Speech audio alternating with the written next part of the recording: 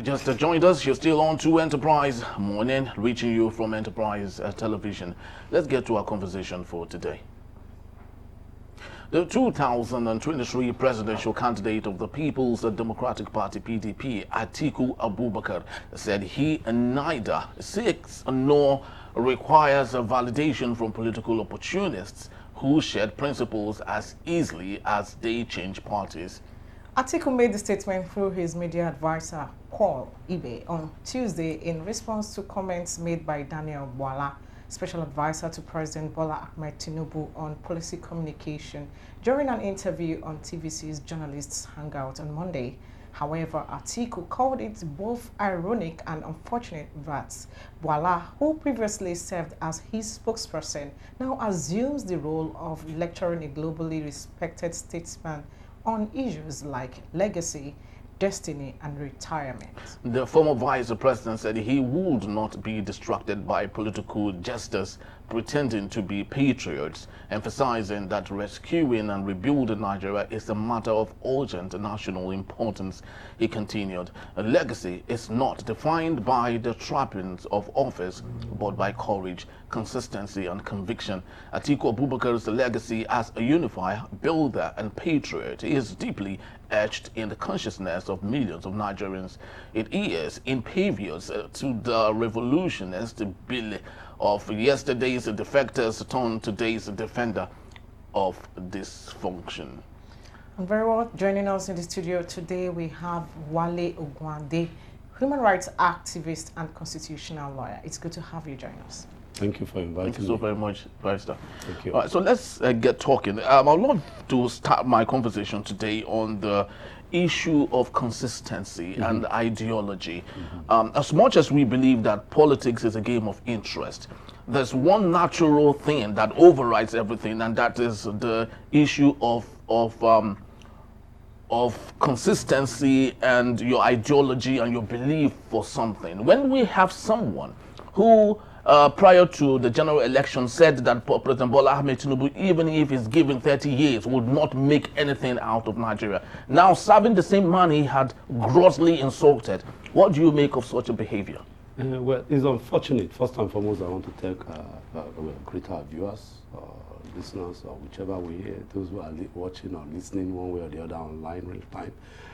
That indeed, Happy New Monday is the first time we're talking to some people through this platform this month. So Happy New Month, and I pray that indeed it's going to be a great month for all of us.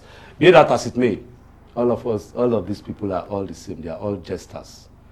Atiku, Bwala, all these political characters, they are all jesters. Including our president? Well, including our president, all of them, they are all running around just to make a name. And when you say jesters, what do you mean? When I get there, Atiku has been like a chameleon, changing political parties. He was in PDP, left PDP, ACN, ran for under that ticket, and so on and so forth. You all know that. Bwala that is talking that they are now hitting. Equally, he too was in PDP. Of course, if anything, is as if he sees Tinubu on the street, he will cut his head off. But here we are today. And I like the statement you made. Ideology. None of them have it. They are just riding on the docility and the sentiments of the people to take advantage of the people. No strong ideology that if it only remains me, I'll stick to that policy. They are doing a hungry man politics, that it is where my bread will be buttered that I will go. And that is not politics. The real politician who has the interest of the people, the real journalist who has the interest of the people, the real advocate or activist who has the interest of the people will stick with his people, including a pastor, which I am equally, will stick with his people. Come rain, come shine. And that's why the Bible tells me, if you are on the left, be on the left. If you are on the right, be on the right. And of course, it's akin to either you are hot or you are cold. You can't be two. So all these ones that they are running around, again, this heat is on because of the 2027 coming up, and you have not seen anything else. One thing I can assure the politicians is the Nigerian populace are more wiser than years before, thanks to programs like this that inform, educate, and put awareness in the public domain for people to now pick and choose who are their true leaders. I have no problem with anybody having an ambition, really. I mean, this is not the first time that somebody will be running an ambition. Franklin Delano Roosevelt did it several years, and of course our own Buhari here too. At the point of giving up, give it a last try, and it came up for him. I have no problem about ambition. But my problem is that the political class should learn to respect themselves. There's the unwritten code amongst them that a region will produce a president as it were, and after that it goes to another region, yeah. After that it goes to another region. And if they don't know how to do it, let them learn from the Nigerian Bar Association. I'm equally a barman. Okay. I have this cap, it's plenty for my head. I'm equally a barman, a lawyer as it were. Yeah. So obviously, the lawyers know how to arrange themselves, that if a Hausa man is the president, after that, it is automatic. It goes to the Easterner. After that, it goes to the Westerner. Not that somebody who knows that somebody from his tribe is just ending his tenure, he will now say, yes, I want chook head. It's not done. So let us, even in the den of robbers, and we in the activist world, yeah. See, there is rules and there is... All right, talking about, you mentioned that they all want to be where their bread will be buttered. Yes. Right, and you know, we all know why a lot of them seem to want to be in the political space. Yes. How then can we ascertain with this, yeah, someone that really, you know, has the heart of the people, I mean, means well for the general masses? By their fruits, you will know them. Simple. What are the antecedents in terms of your relationship with your people, with the people? It's not when elections are around the corner that you become relevant, playing politics with philanthropism. And that's what we see. Or coming into the public space and talking against government. One way or the other, Atiku has been in government before. And I'm using Atiku because he's the touch mark here. Yeah. And there are several of them. And Obasanjo equally. When they were all in government, and it now shocks me that they will now be pontificating that yes, government should do this, government will do that. I don't know, maybe you know the Lagos-Abeokuta Expressway. Yes, very well. And for the 8 years that Obasanjo was in government, that road was a death trap. Let's even leave that one. From his house in Ota, I don't know, maybe you know Ota Farm, to the junction, to linking Abeokuta Expressway, as I'm talking to you now, that place is a mess. So, you now come and be pontificating about government's failure. Inability to put the roads in order is big failure. I have traveled, opportunity to travel around some countries in this world, and I know that road infrastructure is key, is important, because that's what you have to use. It enables the movement of goods and, of course, products to the hinterland, to the rural, to the urban areas. So, if somebody who has the opportunity of making it right fails, well, it's only in Nigeria that people don't look historically and they just try things sentimentally. And that's why I say I appreciate programs like this, because it now puts in the public domain and it put the lie to what some people will try to use politics to cover their faces. Unfortunately, Barrister, as much as I agree with everything you have said, with respect to our past leaders not doing what they were supposed to do at the time, and now questioning why those things are still not done. Let's, of course, agree that one of the major reasons why they have done that is because of those around them have refused, deliberately refused to tell them the truth. When President Olusegun Obasanjo finished his 8 years, he then realized, a barrister, that it was all lies. They told him that there was electricity in Nigeria, only for him to get to Otafam and discover there was actually no electricity there. Now, how do leaders eschew themselves from the ring of those like Daniel Bwala, who are just there to feed lies and issues that are really not, that shouldn't be given so much concentration? Well, one way or the other, I was in South Africa sometime, and I went during the lifetime of the late Madiba. The man was on the streets one day to feel the pulse of the people, see what is on ground, so as to inform his decision on what to take. Let's even leave Madiba alone. As I'm talking to you now, the State House says they want to do a solar project for a whopping 10 billion naira. Haba. I'm above 60. Ever since I've been a kid, I've been hearing about Manbila.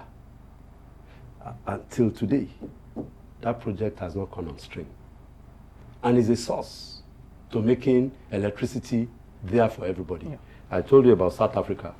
South Africa's power supply population is not up to Nigeria, but they have power, electricity, and that is the engine of growth. I'm sure in this place now you're on private power supply, really well. And you know how much it costs you, added to the cost of running this place, which will make life easy. So let's leave that one alone. Let's go back to Aso Rock itself, and when Obasanjo was there before he gets to Otafam. Obviously, it can't be that he will not hear the sound of generator when he steps out to know that, what's happening? You don't need to tell anybody, nobody needs to tell you that one, that if you are on general power on the generator, then there is problem with the power. That is one. Two, Obasanjo himself made a statement that he cares, he does have these advisors because it's the constitutional provisions. He may not take the advice, or he will not take the advice. A statement came from him directly. So, even if this advisors advises them, true or false, there is a way to check out. You are not running goods. You are leading people, human people who have feelings. And to that extent, leaders should not exculpate themselves or excrete themselves or divorce themselves from the people. So what then is masking them away from the people, as against what we see in international communities around the world? It's their conduct now.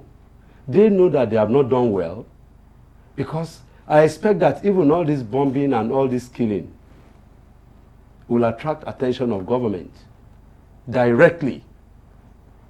The other day, I guess in America, when there was some flood somewhere, I can't remember the issue, but Obama went there himself, identified with the people. That's what we're talking about, leadership, feeling our pain. Not that we now tell our spinners, media people to begin to talk. This is not issue of wash. This is reality on ground. I crisscross Nigeria. Well, recently now the road network is getting better.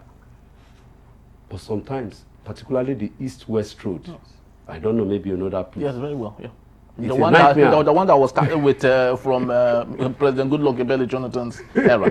And unfortunately, he has not been able to do it. It's a nightmare. And it became the talk of the town when they say he abandoned his own community. So you can imagine all this. So do you need a spokesperson? You don't need a spokesperson. These things are reality. And all Nigerians are not asking for something difficult. Simple, making life easy for us. As I told you earlier on, I've crisscrossed the 774 local governments in this country. All right, so what then can we do to ensure that this, we have them, or force them, if I can use that word, to be at, we have laws, we have to be at the forefront to be the, what exactly they should be. No, you don't need to force. This is the time now to headhunt, as they say in the human resources language. Headhunting means looking for those people that move an organization or a corporation or a company and make them to be result-oriented. Like the management here, they have chosen you guys. If you are not delivering, but I'm sure you won't be here 2 days more than. But we need people who can deliver, and that's where the voters come in. As president of Voters Awareness Initiative, we know how it is that the Nigerian voter, the docility is getting up gradually. But we need to inform them, educate them, and sensitize them that come next election, these people don't come up from the moon. Are you aware of the trust deficit the people already have? That's where I'm going. They feel disenfranchised. That's where I'm going. They feel their votes do not count. That's where I'm going. We are not looking at that. we are going to encourage them to come and vote. Let me tell you a scenario. There was a time where ballot box snatching was the order of the day. We have passed that stage. And we've gravitated to a better better way better ways of rigging. Of rigging. Yes, and we too are countering those better ways of rigging. So it's about the technology at play, but information at work. So we have to educate our people on the importance of being involved. But the gist, her question, is that how do we get out? We'll get out when everybody now begin to search for people who have the fear of God. It is somebody who does not have the fear of God that will see a vote of 200 million naira for health, for road, for power supply development, and all such votes in the budget, and just pack everything together, put it in his private account. That person has no fear of God. And before you know it now, you see the media will be awash with embezzlement of the highest order. Is it not someone who does not have the fear of God? During COVID, when the budget was made for children to be fed, haba! That money went otherwise. Do I need to continue mentioning several incidents of people who lack the fear of God? So when such people are entrusted with office, public office as it were, they will mess up. And it will bounce back on us. Do you think there is really something about this public office that make them get, to that space or to their office and turn things around? Yeah, maybe. I guess it was Shebo. We can't actually outrightly put out the fact that most people or most of them have good intention, but suddenly, but once they get there, because something else. So, can we pinpoint what exactly causes this turnaround? Well. Some people have said it's because this position is attractive enough, given the cost, the allowances, the everything. Do you think if that is taken away? Yes, there is this cliche in the political circles, or in the activist world: power corrupts. Help me finish it now. And absolute power corrupts. Absolutely.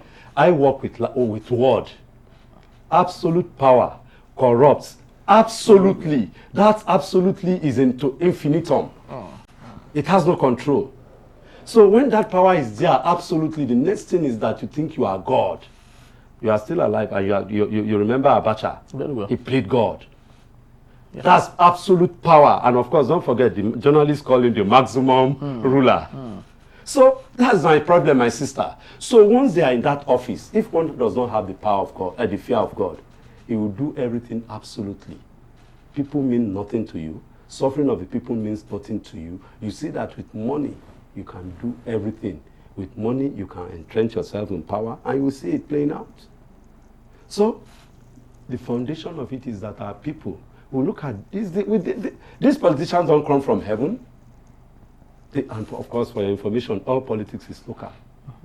So before anybody becomes president, before anybody becomes governor or a senator, it's from the local level. And that's why you see a whole Adams Oshiomhole, it was his word that removed him.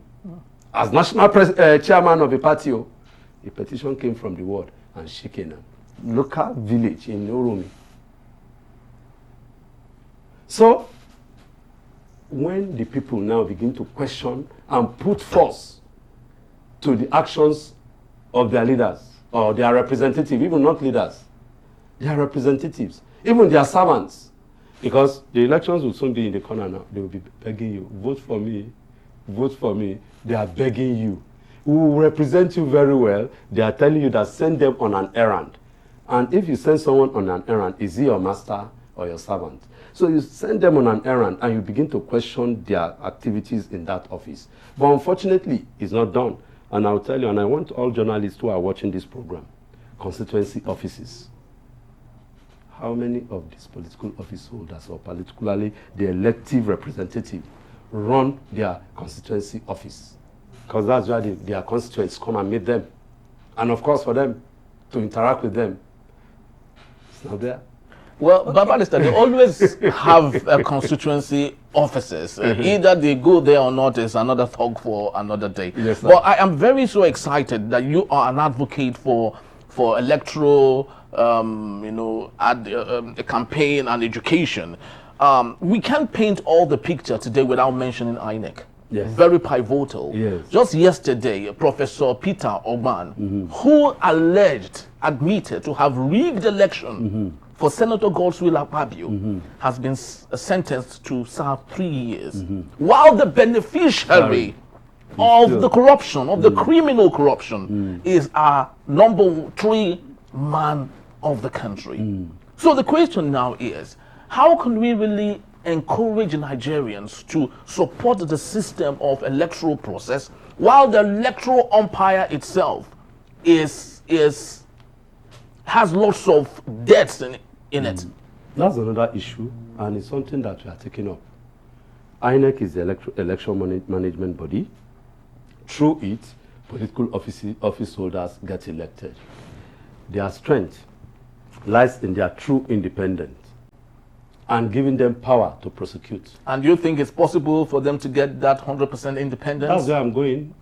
That's where I'm going, and that's why you and I have a role to play here. You and I. You, the media, we, the activists, and a combination of putting this in the public light, carrying out strong advocacy. It's not, you don't get freedom just by freely. It is a struggle. And that's why you hear people like us. You say, Aluta, continue. Victoria, are you one of us? Okay. As Nigerians, we I are all. want to say, we all know you talked about consistency. You talked about, because you know how they play out these things in parties. You deliver your constituency for monitoring. But you know what? What do you make of this using what I want, to get at me? This is what I'm trying to say in essence. I mean, having me to sell my birthright because I'm hungry, because that is the tool that is being used. Yes. So in all these constituencies, all these local, areas, the level of poverty. Do you not see this playing out again? It will play out to some extent. So how do we? Through advocacy, we can stop it. Can you stop someone who is hungry, Barrister? Because someone who is hungry needs food. Let us go. Let us go. Let us go. You see, someone who is hungry. Yes. You go talk to him. That how much are they giving you for how many years? It's about advocacy. It's about engagement. And I see people, the new gen will say conversation or discussion. So they don't know. This is their own crumbs of the natural. This is their own chin from the national cake. So they will take it. And don't forget, the typical wafi man will say, "Nah, wolf, me go chop am." But you let them know that this wolf is the run belly, and you let them know the running belly system or the effect of the running belly. They will say, "No, go with your money. We are going to vote right. We want better government. We want better representation." And so on and so forth. Let me quickly dovetail, because it's very important, this issue of INEC. If INEC is not independent, we can't go further. And that's why my colleagues, I'm sure the two of them are watching. We are working on something, and I hope that all of us can come together to see how we can sustain the advocacy for a truly independent INEC before the next general election. And what is it you wouldn't want to spill it? That's now. The people just said now that we are working against vote rigging. They too know. So when I spill out the beans now, obviously they will work against it. All we know is that is a strategy that we want to, so that the Nigeria will be free. Once we can, elections are taking place in Ghana. Yes. Election took place in Kenya. Yes. In Kenya. Yes. Hey, where is it again? No, Sierra Leone or somewhere. Gabon. I knew that I was in Sierra Leone when an election took place, and you see the seamless way. Seamless. We can have this done in Nigeria. So why can somebody pervert the cause of justice, and the beneficiary of that office is still enjoying it? It's a trying thing. Yes. If somebody is guilty of an offense or of a conduct, then whatever and whoever is the beneficiary of the conduct goes with him. They rise and fall together. That's the principle of law, and it can't be deviated from. So when we have is seamless or an independent body, because for your information, sir, Amma, the present members of the National Assembly cannot work for an independent INEC just like that. Why? Because they are beneficiaries of a independent yes. INEC. Very true. So putting a law or setting up a law that will castrate them, obviously, the principle is that everyone wants self-preservation. But they are the one to make the rules. They are the one that have been constitutionally have been bestowed the opportunity to change. Electoral reforms will be talking about that. INEC recently came to say that we won't be using PVC cards again. And people lamented this is an easy road for multiple rigging in Nigeria. Now the question is, you said that the current parliamentarians cannot ensure independence of the electoral body. The question is, how then do we achieve an independence for the electoral body? We are not neophytes in this business. For your information, in 1979 to maybe 1993, it was a piece of paper, common piece of paper that is used as a voter's card, if you can remember. And of course, what will happen is that the electoral officer will just stamp and sign. We worked against that. It became a law that yes, there must be a voter's card, truly done. And of course, I was one of those. Even I was the one who mentioned it to Jega at one of our meetings that, look, let's do the voter's card to be like the Nigerian currency. Let it have a color different from each booth so as to discourage ballot box snatching. Okay. Let us give them serial numbers and so on and so forth. If you see a typical voter's card, a ballot paper, that's what it is now. And along the line, we moved it on till it became something that is a working tool in Nigeria. And now we're moving backwards again. Whichever way, that's why I'm telling you that we are working on it. I mean, we have gotten to the level where all those issues that bedeviled the initial democratic journey are now things of the past. So we are moving forward. We are not deterred. Some of us are morbid Democrats. We believe in democracy. And we ensure that the institutions of democracy and democratic structures and tradition are followed. It has been done in other climes, so it must be done in Nigeria. Very, very true. Barrister, just before we let you leave, Professor Mahmoud Yakubu is one man that has been at the center of the storm. Nigerians have really criticized him so much. Fowles the Bad Guy, a notable Nigerian musician, actually did a song for him. And Nigerians followed suit, lambasting him on how he carried out the 2023 general elections, which of course is still very debatable, who won and who did not win. He's about to let go, and the question is, do we still desire that the president decides who should man this office? That's where advocacy comes in, using this example you just cite, because in other climes, the chairman of INEC goes through a lot of scrutiny, not the sole prerogative of the president. So, if that narrative is changed, and of course Nigerians have an input, this person is the person we want to bring in as INEC chairman. It's done in other countries, then people put in their reactions to it, and it is that reaction that will determine either he goes in or he gets out. Simple. But again, just as I told you earlier on, we are working on something, and I pray that very soon, before even the end of this year, maybe, you begin to see signs of these our activities. All right, that's just about the time we have. Thank you so very much, Barrister, for being here. We truly do appreciate you sincerely. To God be the glory. And just to say that most importantly, Nigeria can only be a great nation when the rule of law is respected. Nigeria can only be a great nation when our leaders, symbolic, value-driven individuals, just like Barrister did say, when we have people who are not intentional, who do not have this intentional leadership thing in them, they are selfish, they are greedy, we cannot achieve all of this. And just to say, Barrister, I really loved the way the NBA carries out its election. Seamless. every member, registered member, sits in their home, wherever it is, and they direct or they select whoever it is from their mobile phones. We'll get there. Yes, and we hope that we get there. We'll get there. We seriously hope that we get there, Henry, We'll get because there. you know, I just want to believe that there's an ulterior motive to all of those things. If we can have the ATM working, BVN working, we can have, in fact, you don't finish me. because it involves money. It's workable. So why is voting not workable in this regard? Well, we are seriously hopeful, and we hope that there will be a change come 2027. Yes, thank you so very much, Barrister Wale. To God be the glory. We truly do appreciate once more. And people, that's just about the time we have. We'll also say thank you for making this picture complete. Please do well to read up more on everything we've discussed today when you visit us at enterprisetvnews.com. You may equally rewatch if you want to when you visit us at Enterprise TV7. I am Henry Igwebike. And I am Jane Aina. Thank you for watching. We'll see you tomorrow. Bye-bye.